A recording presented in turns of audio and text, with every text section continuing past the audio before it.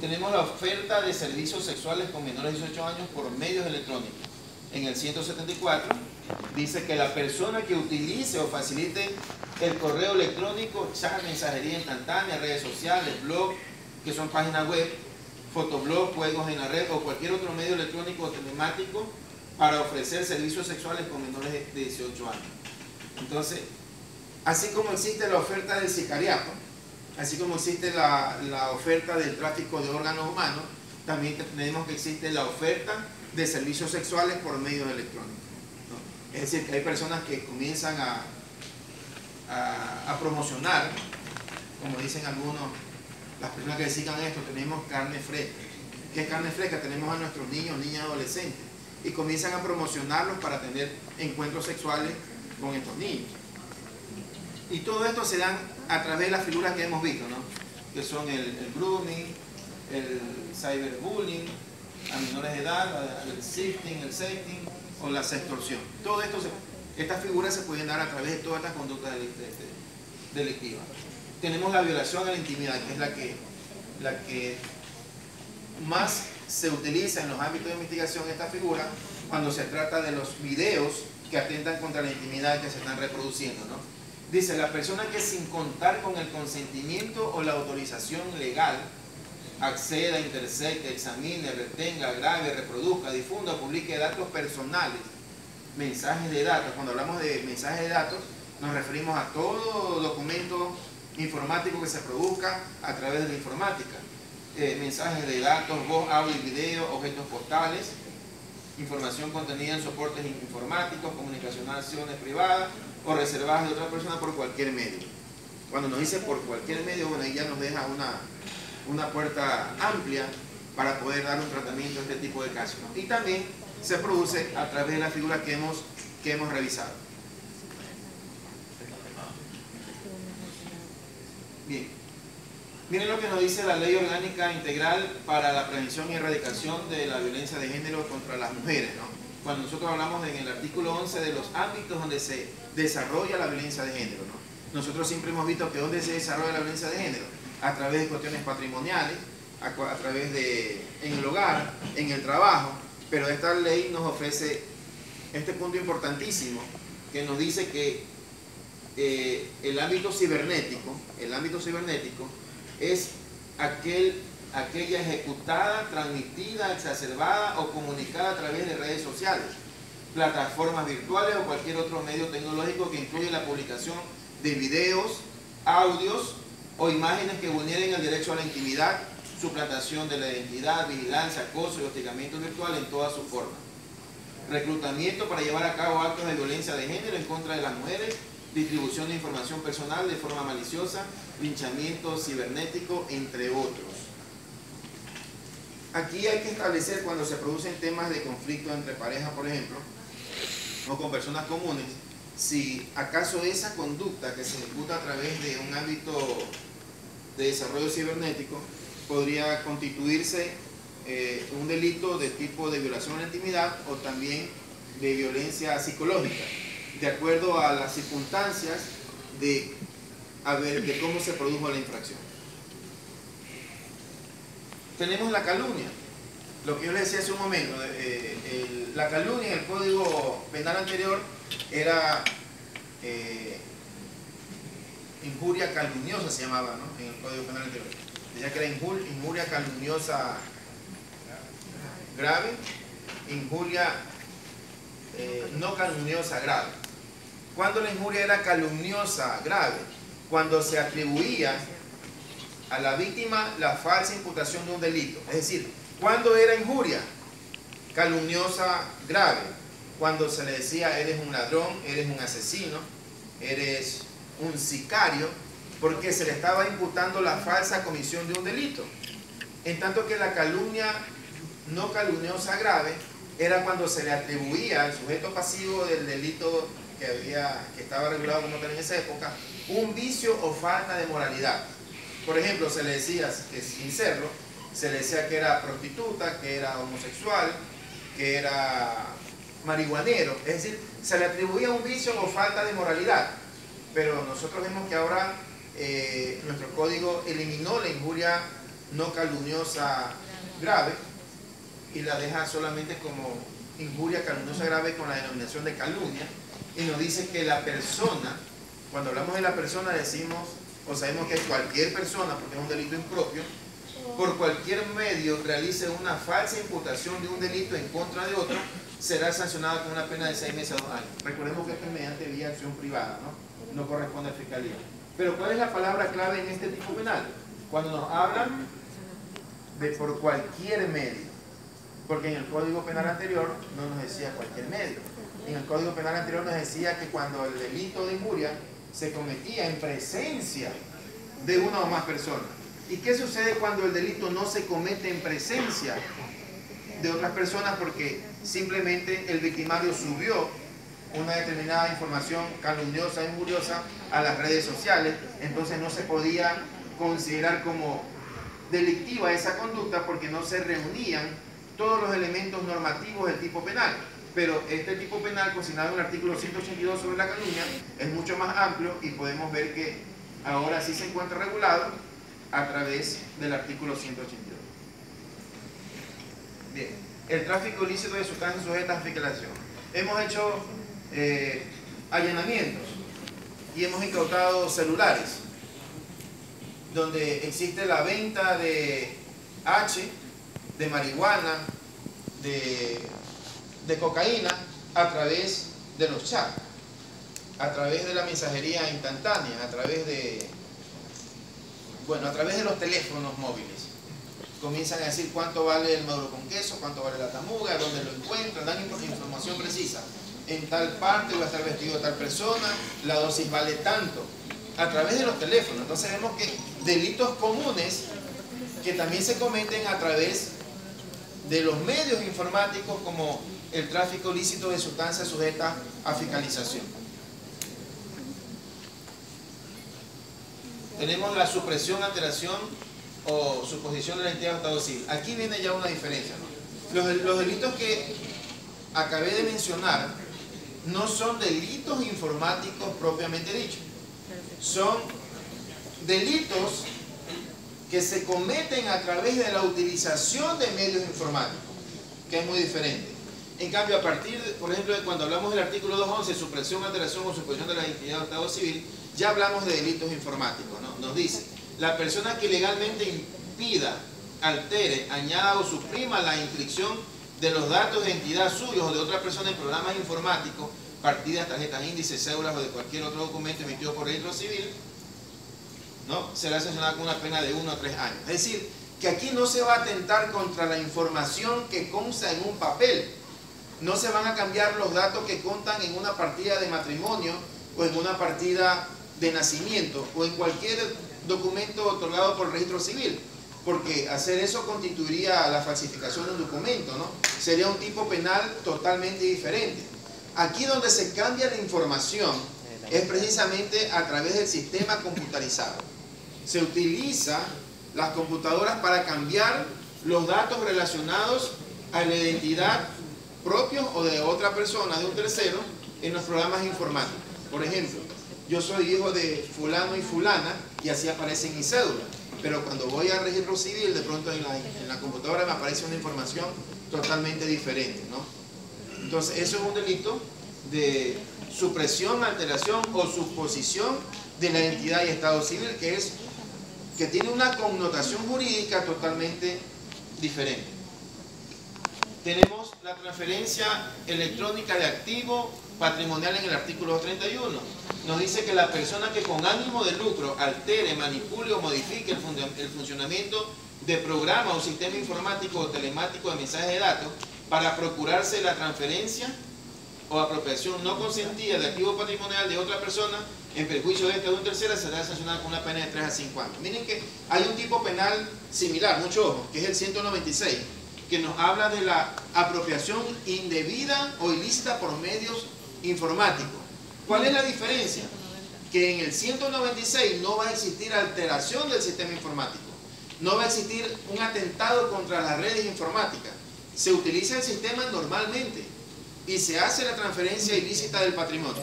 En cambio, en el 231 sí existe un ataque contra el sistema para lograr la apropiación patrimonial de otra persona. Esa es la diferencia. Pero en ambos casos tienen elementos normativos diferentes, como por ejemplo el subjetivo sería el dolo, obviamente aquí no existen delitos culposos, y la apropiación de activos patrimoniales de otra persona. La diferencia es que en la una manipulo el sistema y en la otra no se manipula el sistema. Esa es la diferencia entre estos dos tipos penales. Tenemos en el 232 ataque a la integridad de sistemas informáticos, el caso que yo les ponía del sistema Salle, por ejemplo.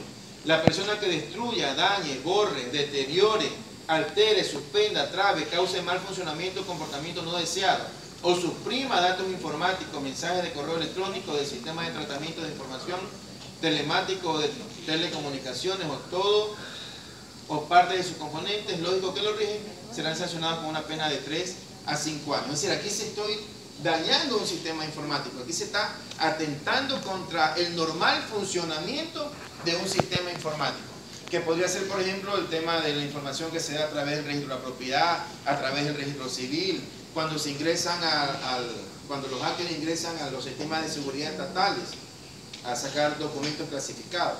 Todo esto tiene relación con el ataque a la integridad de los sistemas informáticos. Bien, eso en cuanto a los tipos penales, ¿no? Que en definitiva lo clasificamos en dos aspectos: los delitos informáticos y los delitos cometidos a través de medios informáticos. Bien, y las figuras de ciberdelincuencia, que en muchos casos están insertados en nuestro cuerpo normativo, no con esas figuras de phishing ni de pornovenganza, pero que al analizar los tipos penales sí los encontramos inmersos dentro de esto. Ahora, todo está bonito, tenemos una ley que nos dice lo que son los delitos informáticos. Ahora, el problema se suscita al tratamiento procesal que se le da a esos delitos. Porque no es como un robo de un celular donde yo simplemente llevo a la víctima o a un testigo y que declare que él vio que el victimario le vio cuando arranchó el teléfono. Aquí ya se trata de una actividad investigativa mucho más exhaustiva, que muchas veces requieren de técnicas especiales de investigación que están en el propio Código Orgánico Integral Penal, que lo verán más adelante con los peritos informáticos que van a venir en el transcurso de estos días, pero que por el momento vamos a ver un poco de la situación relacionada con la jurisdicción y competencia. Nosotros sabemos que el ámbito de aplicación de nuestra ley penal tiene 4 enfoques. El enfoque personal, que nos dice que todas las personas, sean ecuatorianos o extranjeros, que han cometido un delito, son sujetos de juzgamientos por nuestros tribunales de justicia. La temporalidad, que tiene relación con el momento en que se cometió el delito. Es decir, si de pronto yo ejecuté un delito de calumnia con el código anterior y me lo quieren... Perdón, cometí un delito de calumnia a través de redes sociales, pero en una época estaba el código penal anterior, pues se va a aplicar el tema del principio de legalidad, ¿no? No me van a poder juzgar con este código por una conducta que ejecuté cuando estaba en vigencia un código anterior que no tenía enclaustrado en su normativa ese delito. También tenemos el ámbito material, que se refiere a que las infracciones están tipificadas dentro de nuestro organismo de justicia penal. Y el ámbito espacial, que es el que vamos a analizar, ¿no? Vamos a dar a un lado el ámbito personal, temporal y material, para centrarnos solamente en el ámbito espacial, es decir, dónde se cometió el delito, para ver quiénes son los jueces competentes, ateniéndonos a los conceptos de jurisdicción y de competencia. Así tenemos, bueno, ya lo explicamos, el principio de territorialidad y el principio de extraterritorialidad, ¿no? Que está en el artículo 14 del Código. Cuando hablamos del principio de territorialidad, es cuando nos dice que es el ámbito espacial de la aplicación de la ley penal, es cuando toda infracción es cometida dentro del territorio nacional. En tanto que el principio de extraterritorialidad es cuando la infracción es cometida fuera del territorio ecuatoriano. Miren la diferencia. El delito cometido en territorio ecuatoriano y el delito cometido fuera del territorio ecuatoriano. Aquí nosotros vemos sobre este tema que los delitos informáticos, propiamente dicho, y los delitos cometidos por medios informáticos pueden ser cometidos en territorio ecuatoriano, pero también pueden ser cometidos desde territorio extranjero. Un ataque patrimonial, el delito de transferencia ilícita de medios electrónicos, se puede ejecutar desde países del África, desde Europa, desde Asia. Un delito común como el de calumnia, la pornovenganza, se puede cometer desde otro país también. La pareja tenía una relación aquí en Ecuador, pero se separaron y de pronto subió el material pornográfico de la expareja en Perú, en Argentina, en Europa, pero sus efectos se produjeron acá. Entonces miren que el tema de la ciberdelincuencia, por eso es que se dice que traspasan las fronteras.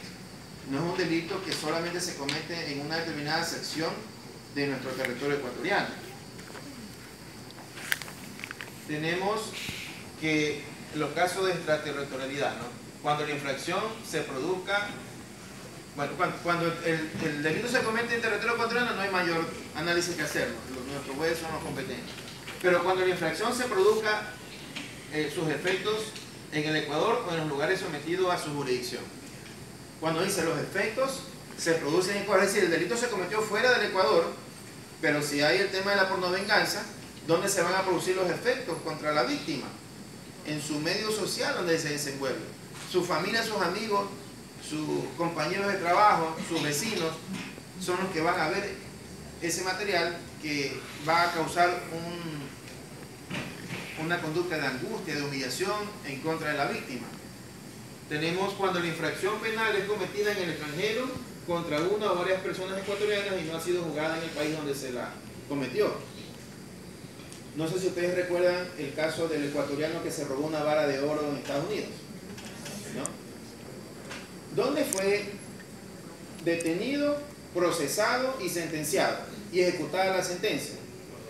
En Ecuador. Pero el delito, ¿dónde se cometió? Entonces, ¿por qué nosotros debimos haber conocido ese caso que no se cometió en Ecuador sino en Estados Unidos? Porque justamente este artículo 14, y el proceso en consecuencia fue bien llevado y bien sentenciado, nos dice que cuando la infracción penal es cometida en el extranjero contra una o varias personas ecuatorianas y no ha sido juzgada en el país donde se la cometió, o cuando la infracción penal es cometida por los servidores públicos mientras desempeñan sus funciones o gestiones oficiales, ¿no? Sigamos, por favor. Lo mismo sucede con los delitos ciberespaciales.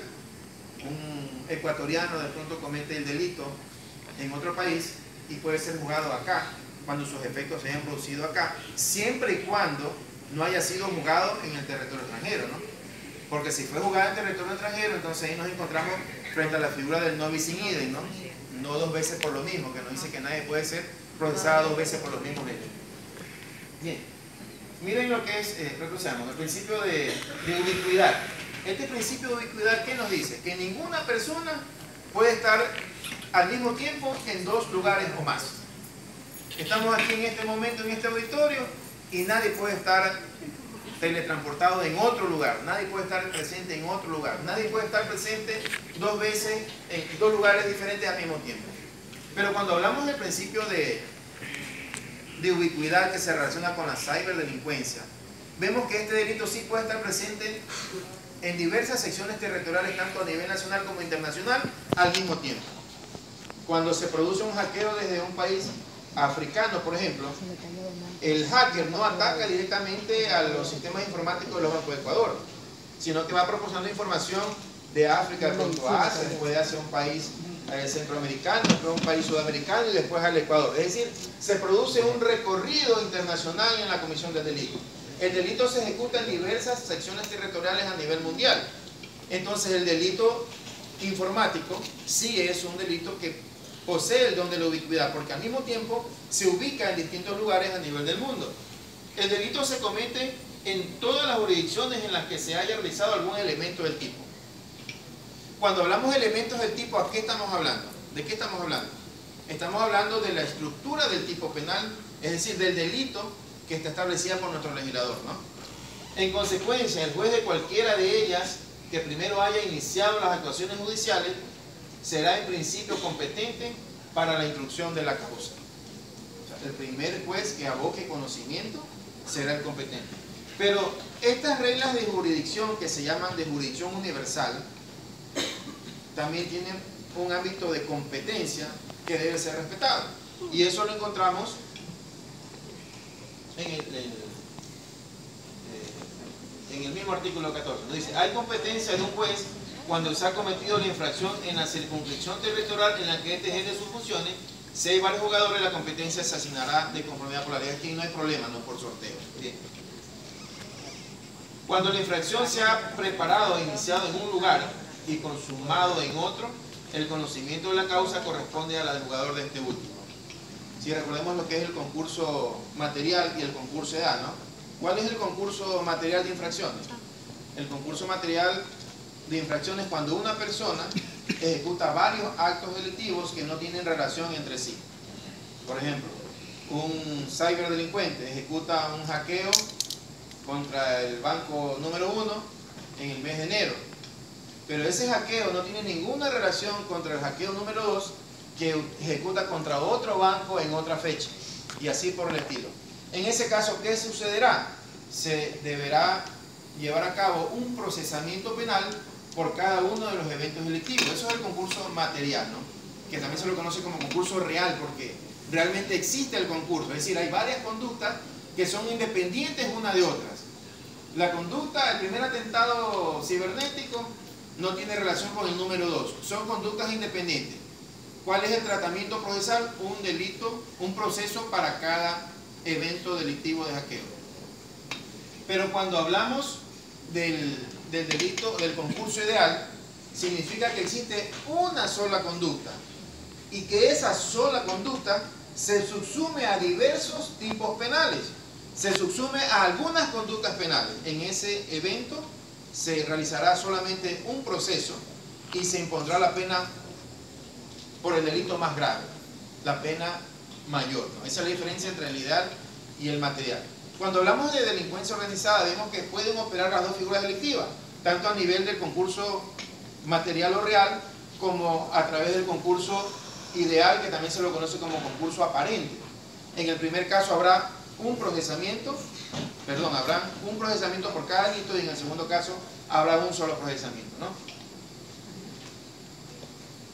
El anterior dice: cuando no es posible determinar el lugar de la comisión de la infracción o esta se ha cometido en circunscripciones territoriales distintas o inciertas, será competente el jugador. Ahí nos pone unas reglas. ¿Por qué nos pone las reglas? Porque nosotros no sabemos de dónde proviene el ataque del delito cibernético. Normalmente no se conoce de dónde proviene, más allá que se analice una dirección IP, pero ahí se produce una problemática terrible. La dirección IP proviene de Perú, consigue pues una información probatoria a través de asistencia penal internacional. Se demora un trámite de 6 meses, 8 meses. Cuando el hackeo, basta hacer un clic para que se cometa el delito, ¿no?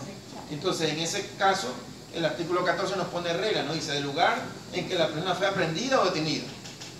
No se sabe dónde fue el hackeo, pero de pronto el delincuente fue detenido, será ese el juez competente. El del lugar del domicilio de la persona procesada, aunque se encuentre prófuga, o el de la capital de la República. Bien. Entonces, señores, más o menos es el tratamiento procesal que se le da a los delitos informáticos o a los delitos cometidos por medio informático. Se les agradece por escuchar. Muchas gracias.